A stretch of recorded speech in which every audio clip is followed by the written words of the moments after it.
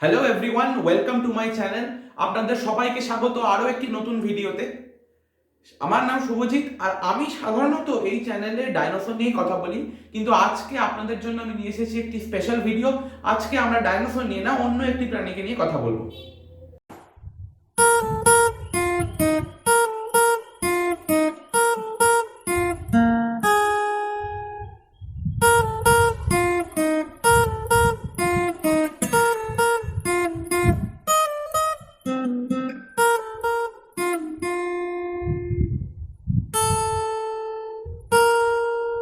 পৃথিবীর সব থেকে বড় সাপ কোনটি? এই প্রশ্নের উত্তরে কম বেশি সকলেই বলবে হয় অজগর, নয়তো অ্যানাকন্ডা।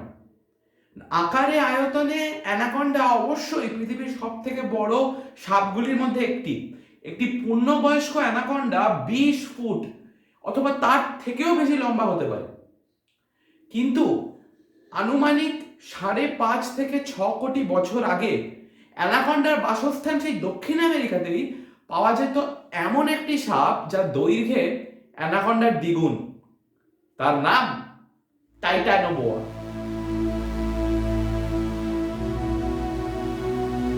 পেরুর গভীর জঙ্গলে একটি কাহিনী প্রচলিত আছে। বহু বছর আগে একজন জেলে সেই গভীর জঙ্গলের এক হ্রদে মাছ ধরতে গিয়েছিল। সেখানে আগে কোনো মানুষের পা পড়েনি। জলে মাছ কিলবিল করছে। লোকটি নৌকো চালিয়ে জাল ফেলার জন্য ভালো জায়গা খুঁজছে। এমন সময় জল ফুঁড়ে এক বিরাট সাপের মাথা বেরিয়ে এলো। সাপের মাথাটাই লোকটির দেহের সমান বড়। জেলে লোকটি এক লাফে পাড়ে উঠে প্রাণপণে দৌড়তে লাগলো। পেছনে সেই অতিকায় সাপও জল ছেড়ে তাড়া করে এলো। তখন লোকটি নিরুপায় হয়ে দেবতার কাছে প্রার্থনা করায় আকাশ থেকে 4টি টাপির এসে জলের মধ্যে পড়ল। সাপটি সেই টাপির খেতে ব্যস্ত হয়ে পড়লো আর জেলেটি পালিয়ে বাঁচল। পেরুর কাহিনী অনুযায়ী এই সাপের নাম ইয়াকুমামা। সেই জেলেটি পালিয়ে বেঁচেছিল ঠিকই, কিন্তু সেই ইয়াকুমামাকে জাগিয়ে তোলায় সেই অতিকায় সাপ নাকি আজও মাঝে মাঝে দেখা যায় পেরুর গভীর জঙ্গলের খাঁড়িতে। ইয়াকুমামা কাল্পনিক হলেও 6 কোটি বছর আগের টাইটানোবোয়া ছিল প্রায় একটি মূর্তিমান ইয়াকুমামা। দৈর্ঘ্যে তারা 42.5 ফুট কিংবা তার থেকেও বেশি হতে পারত। ওজনে প্রায় 1200 কেজির কাছাকাছি।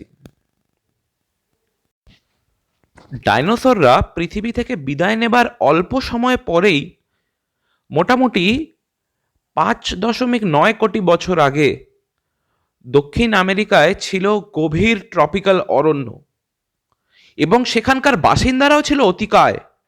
অতিকায় কচ্ছপ, বিরাট লম্বা মাছ খেকো কুমির, তারা থাকতো এইসব জঙ্গলের মধ্য দিয়ে বয়ে চলা নদীর জলে। কিন্তু তাদের মধ্যে সবচেয়ে বড় প্রাণীটি ছিল এই 42 ফুটিয়া সাপ টাইটানোবোয়া। টাইটানোবোয়ার জীবাশ্ম আবিষ্কারের কাহিনী শুরু হয় 2000 সালের আশেপাশে, যখন দক্ষিণ আমেরিকার কলম্বিয়া দেশের সেরেহন নামে একটি কয়লা খনিতে অন্যান্য নানা জীবাশ্মের সঙ্গে একটি সাপের কিছু কশেরুকা বা ভার্টিব্রের জীবাশ্ম পাওয়া যায়। কশেরুকাটি দেখতে অ্যানাকন্ডা সাপের কশেরুকার মতো হলেও আকারে অনেক বেশি বড়। এরপর 2009 সালে এই এলাকাতেই খনন করে 28টি অতিকায় সাপের বহু হাড়ের জীবাশ্ম পাওয়া যায়। এই সাপটিরই নাম দেওয়া হয় টাইটানোবোয়া। সেরেহনে পাওয়া এই জীবাশ্মগুলি থেকে বিজ্ঞানীরা জানতে পারেন যে এটি বৈডি গোত্রের সাপ, অর্থাৎ যে গোত্রে রয়েছে বর্তমানের অজগর, ময়াল, অ্যানাকন্ডা ইত্যাদি। কিন্তু বর্তমানে বৈডেই গোত্র তথা সমস্ত গোত্রের সাপেদের মধ্যে সব থেকে লম্বা সাপ রেটিকুলেটেড পাইথনও টাইটানোবোয়ার দৈর্ঘ্যের ধারে কাছে আসে না। এখন এত বড় সাপ খেত কি? প্রথমেই বলে রাখি, টাইটানোবোয়া যেহেতু বৈডেই গোত্রের সাপ, তাই অজগর বা অ্যানাকন্ডার মতো এরাও নির্বিষ ছিল। এই গোত্রের সাপেরা শিকারকে পেঁচিয়ে ধরে, যার ফলে শিকারের রক্ত চলাচল ব্যাহত হয় এবং হৃৎপিণ্ডে রক্ত না পৌঁছানোর কারণে শিকার মারা যায়। একটি ধারণা প্রচলিত আছে যে এই সব সাপেরা শিকারের হাড় গুঁড়ো করে দেয়। সেটি একেবারেই ভুল ধারণা। যাই হোক, প্রাথমিকভাবে ভাবা হতো যে টাইটানোবোয়াও ঠিক এইভাবে শিকারকে পেঁচিয়ে ধরে তাকে বধ করে আস্ত গিলে খেত। টাইটানোবোয়া আকারে এত বড় ছিল যে সে অনায়াসে ছোট কুমির পর্যন্ত গিলে ফেলতে পারত। কিন্তু পরবর্তীকালে জীবাশ্মবিদেরা যখন টাইটানোবোয়ার চোয়াল ও খুলির হাড় ভালোভাবে পরীক্ষা করেন, তখন তারা দুটি জিনিস লক্ষ্য করেন। প্রথমটি হলো এই যে বেশিরভাগ সাপের ক্ষেত্রে দাঁতগুলি চোয়ালের সঙ্গে বেশ মজবুতভাবে আটকানো থাকে, কিন্তু টাইটানোবোয়ার ক্ষেত্রে দাঁতগুলি অত মজবুতভাবে আটকানো নয়। দ্বিতীয়ত, বৈরি গোত্রের অন্যান্য সাপেদের তুলনায় টাইটানোবোয়ার দাঁতের সংখ্যা অনেক বেশি। এই ধরনের বৈশিষ্ট্য আজকের দিনে সেই সব সাপের মধ্যে দেখা যায় যারা মাছ খেতে অভ্যস্ত।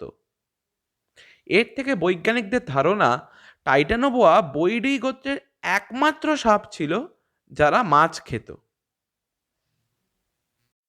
টাইটানোবোয়া যে সময়ে বাস করত, অর্থাৎ প্যালিওসিন যুগে, সেই সময় প্রকৃতির তাপমাত্রা বর্তমানের থেকে অনেক বেশি ছিল, এবং এই বেশি তাপমাত্রার ফলেই এই অতিকায় সাপ এবং অন্যান্য শীতল রক্তের প্রাণীরা অত্যন্ত ভালোভাবে বেঁচে থাকতে পারত এবং তাদের আকার এতটা বৃদ্ধি করতে পেরেছিল।